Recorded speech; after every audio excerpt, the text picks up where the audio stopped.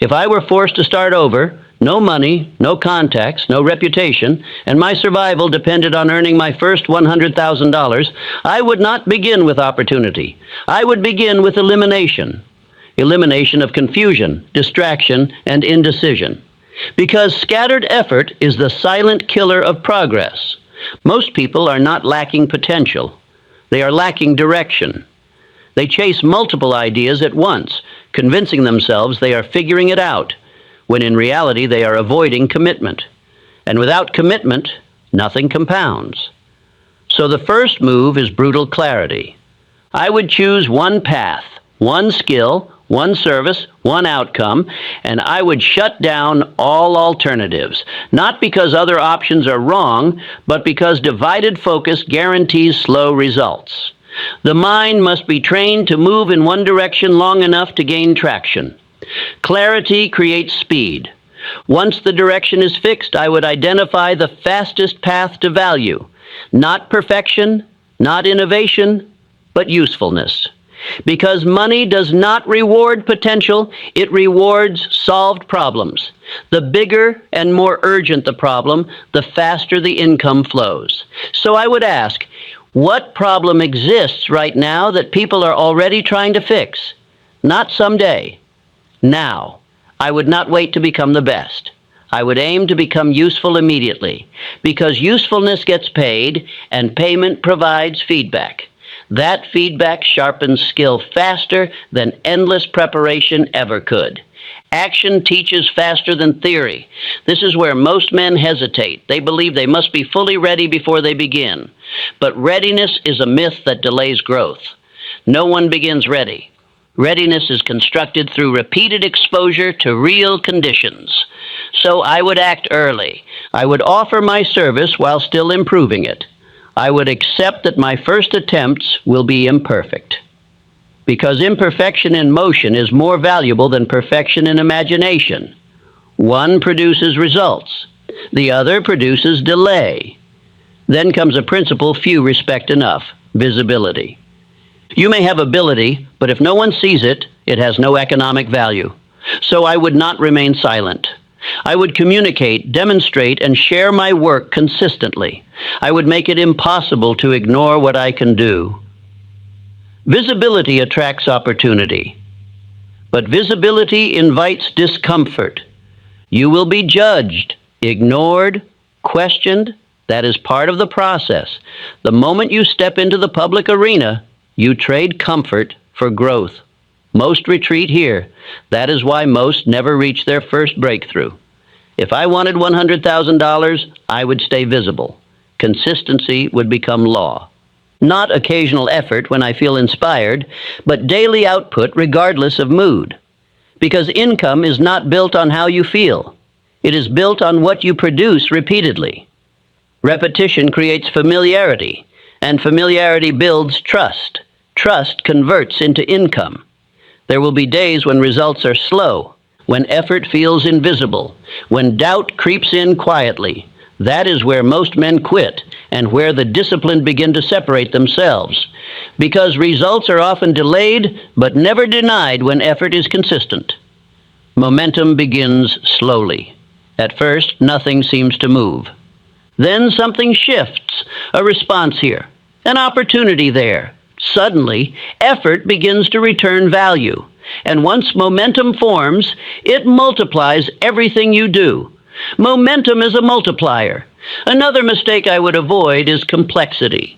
Most people believe they need multiple streams of income to succeed, but the first $100,000 does not require diversification.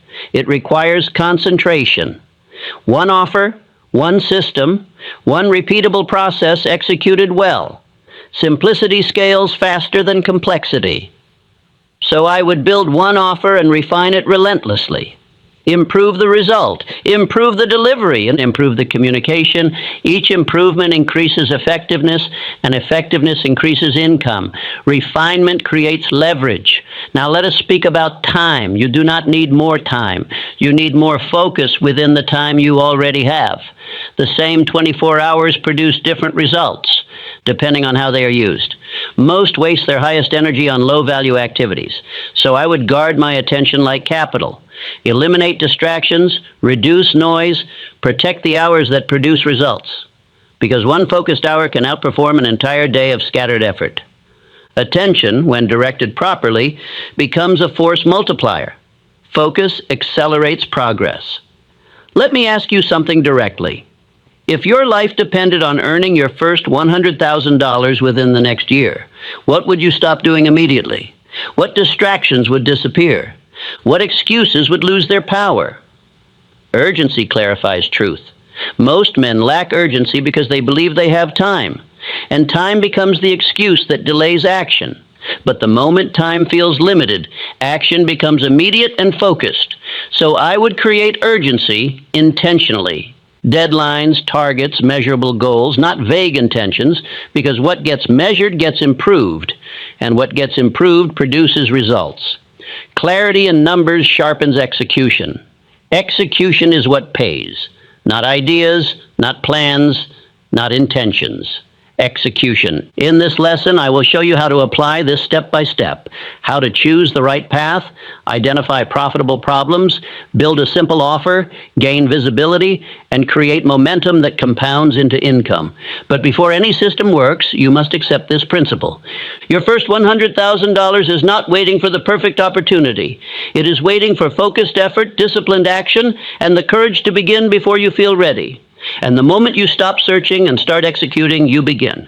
If I were compelled to begin again, stripped of money, stripped of influence, stripped even of reputation, and my survival depended upon earning my first $100,000, I would not begin by asking what opportunity exists. I would begin by asking what confusion must be destroyed. For confusion is the great thief of years. It robs men quietly, politely, and without protest until a decade has passed and little of substance has been built. The first wealth I would acquire would not be coin, but clarity. Most men imagine that poverty is caused by lack of knowledge, lack of talent, lack of association, or lack of fortune. Yet in my study of thousands of men, I discovered a simpler and more fatal cause: divided purpose. A man attempting 3 callings at once may appear industrious, but he is seldom prosperous. He mistakes motion for direction. He mistakes activity for advancement. He confuses variety with growth. Scattered effort is the silent killer of progress. The man who desires his first $100,000 must understand that concentration is not merely a virtue. It is a commercial necessity.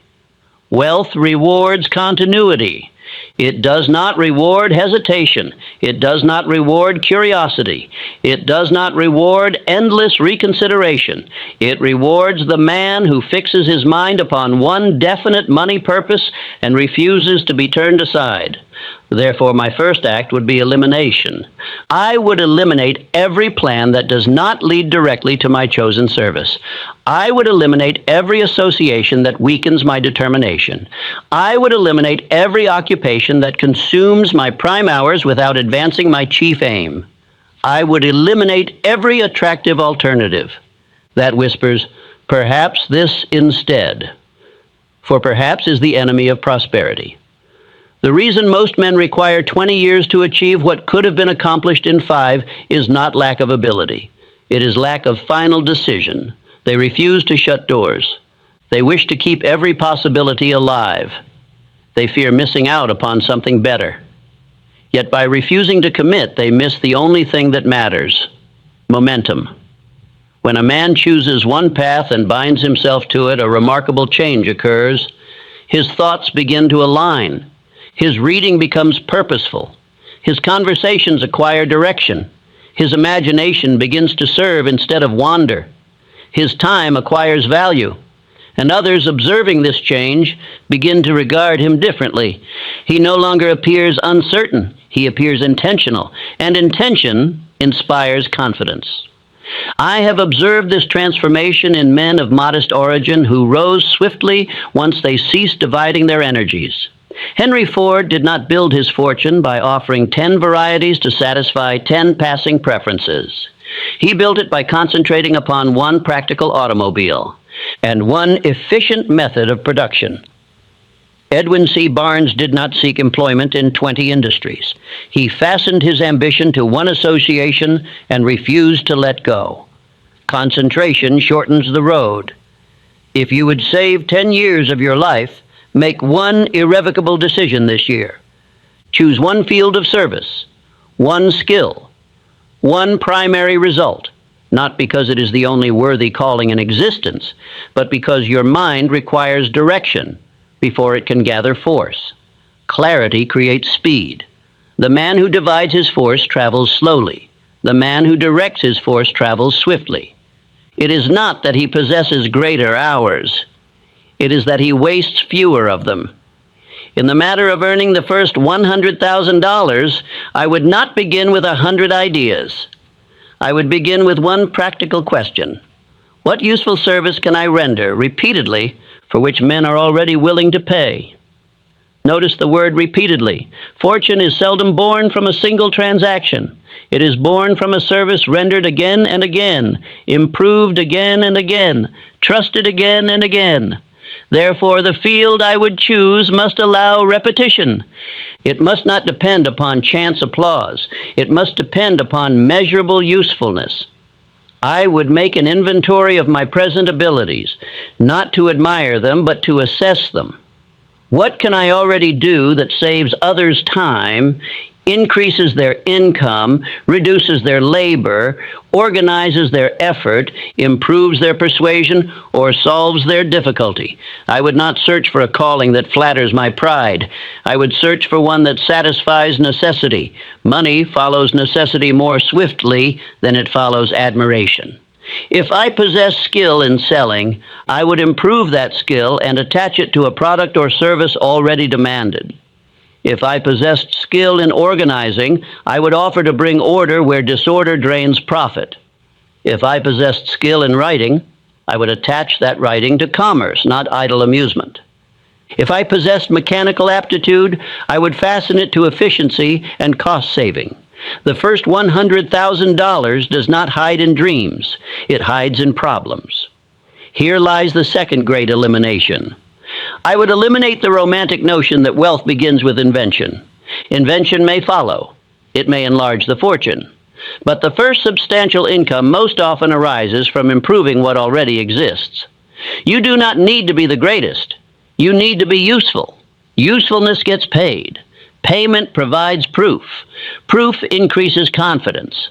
Confidence attracts larger opportunity. Larger opportunity multiplies income. But none of this begins while the mind remains undecided. Indecision consumes years. I have seen capable men spend the prime of their lives considering what they might do, while less gifted men prospered. By doing one thing imperfectly, improving it through repetition, and refusing to abandon it at the first discouragement. There is no greater waste of time than endless consideration. If you would save 20 years, decide within 30 days what your primary service shall be, and then devote the next year to mastering it in public view. That year of focused labor may spare you 2 decades of wandering. The world responds to definiteness. When a man speaks with certainty about what he does, others begin to remember him. When he appears repeatedly in one field, others begin to associate him with that field.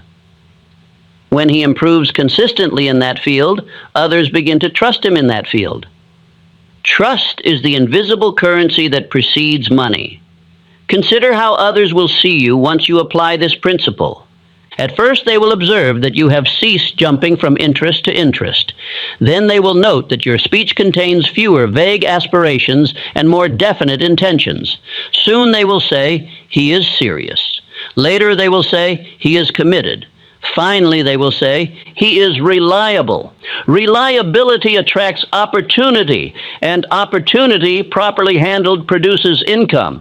Now let us speak plainly of fear, for fear disguises itself as prudence. Many men claim they are gathering more information before they choose a path. In truth, they are avoiding the discomfort of commitment. Commitment invites judgment. It invites failure. It invites responsibility. But it also invites growth. The man who refuses to choose avoids criticism, but he also avoids progress. The man who chooses may be criticized, but he acquires experience. Experience sharpens judgment faster than contemplation ever could. Action teaches faster than theory. If I sought my first $100,000, I would accept imperfection at the beginning. I would not wait until I felt completely ready. Readiness is built in motion, not before it. A year of visible effort, even if imperfect, may accomplish more than 5 years of invisible preparation. Perfection in imagination yields no profit. Imperfection in motion yields experience. Experience, when guided by a definite purpose, compounds into skill. Skill, when applied to useful service, compounds into income. Let me state an affirmation worthy of repetition. I now choose one definite money purpose and bind myself to it. I close the doors of distraction and open the door of usefulness. I save years of my life by honoring one decision daily. I do not drift. I direct. Speak these words not as poetry, but as command. The first $100,000 will not be earned by accident. It will be earned by directed thought, organized effort, repeated service, and persistent correction. But none of that can begin while alternatives remain alive in your mind. Therefore, eliminate confusion, eliminate unnecessary association, eliminate wasted hours, eliminate divided ambition, eliminate the temptation to start anew each time difficulty appears. Each elimination is a saving of years. If you grasp this principle fully, you may save 10 years of scattered effort. If you apply it without compromise, you may save 20. If you build your habits upon it while still young, you may save 30 or more. The tragedy is not that men lack opportunity. The tragedy is that they waste time searching for better opportunity while neglecting the one already within reach. Choose. Fasten your will to one service. Attach that service to necessity. Improve it daily. Refuse distraction. Appear consistently. Persist beyond discomfort. This is how I would begin. And once begun in this manner, the path toward the first $100,000 ceases to be mysterious. It becomes lawful. It becomes mechanical. It becomes inevitable, provided you refuse to abandon the road before momentum has time to gather. The world pays the man who remains long enough to become undeniable. Therefore, decide and begin. Once the first decision has been made and all scattered ambitions have been cut away, the next question is not, how shall I become rich? But rather, whom shall I serve, and in what manner shall I relieve them of a difficulty for which they are already willing to pay? This question, if taken seriously, may save you 10 years of wandering. For most men begin by asking what they would enjoy doing. Very few begin by asking what the market urgently requires. Enjoyment may follow. Mastery may follow. Distinction may follow. But payment follows usefulness. Money is a reward for rendered service. If I were seeking my first $100,000, I would not attempt to invent a grand new scheme before understanding what men are already striving to repair, increase, improve, or obtain. I would study complaints. I would observe delays. I would examine waste. I would notice where profits are leaking and where effort is misdirected. Where there is frustration, there is opportunity. Where there is confusion, there is value waiting to be supplied. The man who learns to see problems as invitations instead of obstacles has already shortened his road to wealth. Consider this carefully. The first $100,000 is seldom found in novelty alone. It is most often found in improving what already exists. The world is filled with goods, services, and institutions that function imperfectly. The man who can make them function better places himself in the direct path of compensation. Improvement pays. Let us speak plainly. If a merchant struggles to attract customers, the man who can bring customers earns his gratitude and his coin. If a manufacturer loses money through disorder, the man who can restore order earns his trust and his fee. If a salesman lacks persuasion, the man who can teach persuasion creates measurable value. The value must be measurable. It is not enough to say, "I offer inspiration." The question is, does your inspiration increase revenue, reduce expense, improve performance, or shorten delay? Money follows results, not sentiments. If you would save 20 years, learn this lesson early. Attach your ambition to outcomes that can be seen, counted, or plainly felt. This is why many talented men remain poor. They choose fields in which results are vague. They offer services that are admirable but difficult to measure. They pursue admiration when they should pursue utility. Utility commands payment. When Edwin C. Barnes attached himself to Thomas Edison, he did not merely admire Edison's genius. He sought to sell a specific machine. He tied himself to a product with commercial demand. In doing so, he placed himself where money was already flowing. You must do the same. Ask yourself, where is money already moving? What difficulty are men already attempting to overcome? What do they pay for repeatedly? What service, if improved slightly, would increase their willingness to pay more? These questions will guide you toward your first substantial income faster than any dream of invention without demand. Now let us examine a dangerous illusion. Many believe they must first become the best before they can begin. This belief has stolen more time than failure ever could. The market does not require that you be the foremost authority in your field. It requires that you be capable of delivering a definite improvement. Competence precedes mastery. Mastery follows repetition. If you wait until you feel exceptional, you may wait a lifetime. If you begin when you are useful, you may become exceptional through experience. The man who begins serving immediately learns more in 1 year than the man who prepares privately for 5. Action provides correction. Correction provides growth. Growth provides leverage. And leverage, properly used, multiplies income. Let us consider how others begin to see you when you attach yourself to a living need. At first, you are simply another worker. Then someone observes that you handle a certain difficulty with greater care. Soon another remarks, "He is the one to consult on that matter." Gradually, your name becomes associated with a specific result. Association creates identity. Identity creates trust. Trust creates income. You must make it easy for others to know what you do. If they cannot describe your service in a single sentence, you have not yet clarified it. Clarity accelerates payment. Suppose you decide to improve sales for small merchants. Then let that be your field. Study their struggles, speak their language, learn their objections. Refine one method that increases their receipts. Offer it plainly. Improve it continuously. Do not scatter your attention among 5 unrelated audiences. The man who tries to serve everyone convinces no one. If you would save years, serve one group well before attempting to serve many. There is another truth here that must not be ignored. The size of your income is closely tied to the urgency of the problem you solve. Minor inconveniences yield minor rewards. Pressing difficulties yield substantial ones. Therefore, seek not merely inconvenience, but urgency. Where does delay cost money? Where does inefficiency drain profit?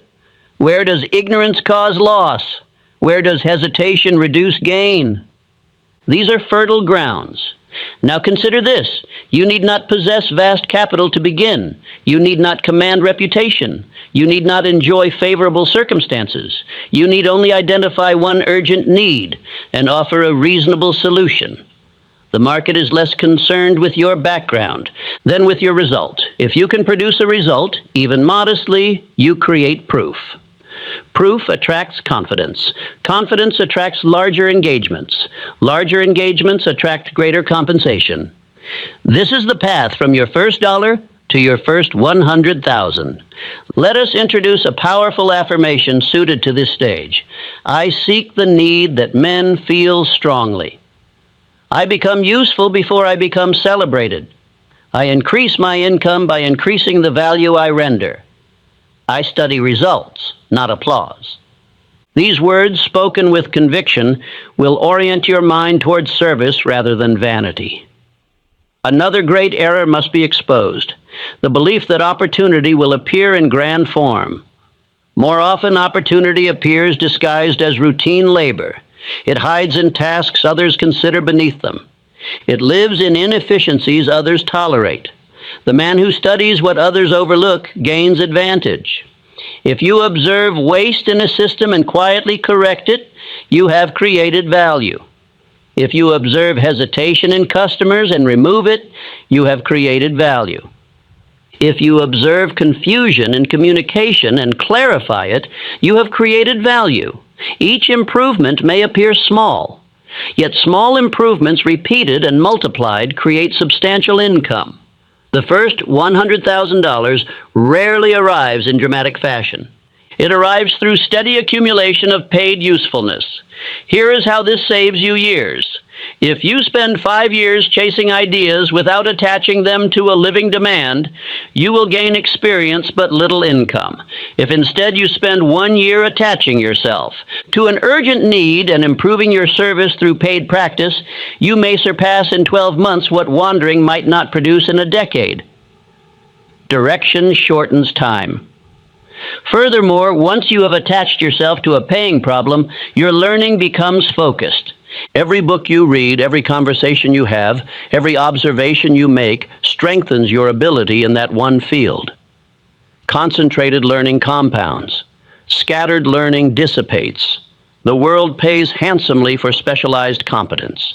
It pays modestly for general enthusiasm. Therefore, choose the problem wisely. Attach yourself firmly. Improve steadily. Speak clearly. Deliver consistently. Others will begin to notice. At first they will say, "He is improving." Then they will say, "He is dependable."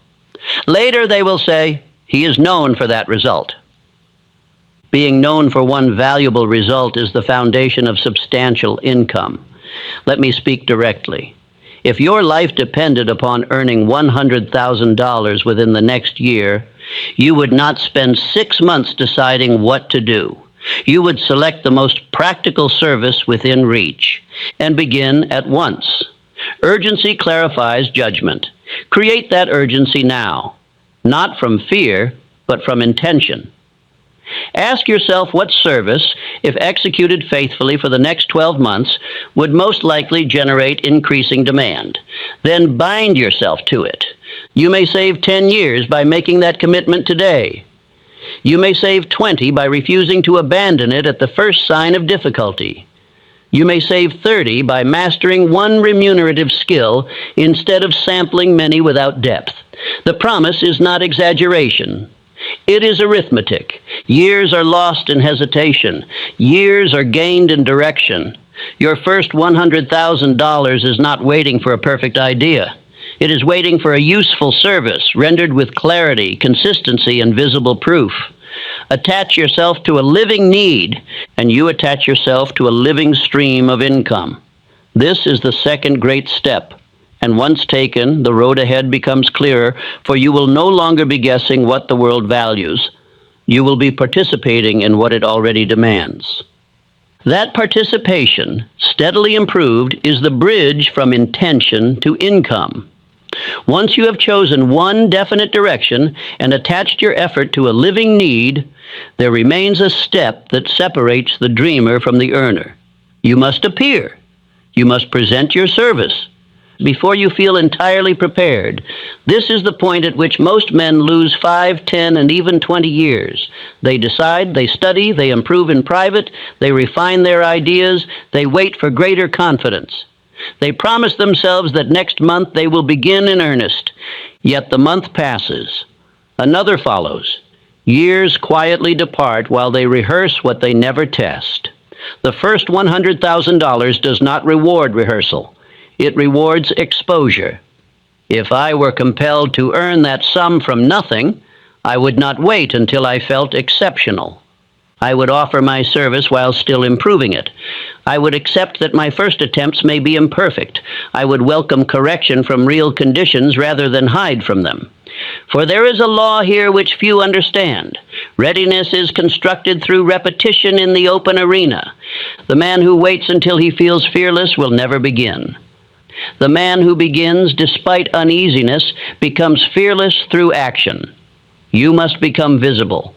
A service, no matter how valuable, possesses no economic worth if it remains unseen. A skill hidden is like grain locked in a cellar. It may be sound, but it feeds no one. Therefore, it earns nothing. Visibility is not vanity when joined to usefulness. It is duty. If you can reduce loss, increase gain, bring order, persuade customers, improve performance, or strengthen an enterprise, then you have an obligation to let that fact be known. Silence in such a case is not modesty. It is fear wearing respectable clothing, fear of criticism, fear of rejection, fear of appearing inadequate. These fears, if obeyed, will cost you years. The world does not test you privately. It tests